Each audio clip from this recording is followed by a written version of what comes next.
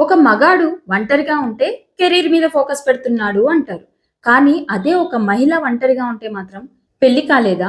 విడాకులు తీసుకుందా? ప్రేమ విఫలమైందా? ఇలాంటి ప్రశ్నలే చాలా మంది మదిలో మెదులుతూ ఉంటాయి.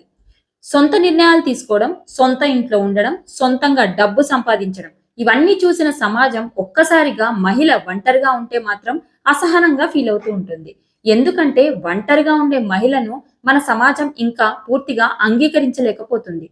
మరణించిన భర్త కోసం జీవితాంతం దుఃఖించమని చెప్తారు.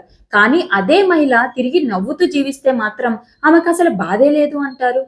ఒక్కటి మాత్రం గుర్తుంచుకోండి. ఒంటరి జీవితం ఆమెకు శిక్ష కాదు. ఆమె ఎంచుకున్న స్వేచ్ఛ. విదేశాల్లో ఇది చాలా సాధారణం. మనకు మాత్రం ఇది చాలా అసాధారణం. ఒంటరితనం అంటే అర్థం బాధ కాదు. ఒంటరి మహిళలు బలంగా, గౌరవంగా జీవించడమే నిజమైన రెవల్యూషన్. ఆమె ఒంటరిగా ఉంది అనుకోవద్దు. ఆమె తన డెసిషన్స్, తన జీవితానికి జవాబు చెప్పే ధైర్యంతో ఉంది అనుకోండి. ఒంటరిగా ఉండే మహిళను చూసి ఆమెను శిక్షించాలనుకోవద్దు. ఆమెను మనసారా స్వీకరించండి. ఒంటరి జీవితం ఆమె హక్కు, ఆమె గౌరవం అని మర్చిపోకండి.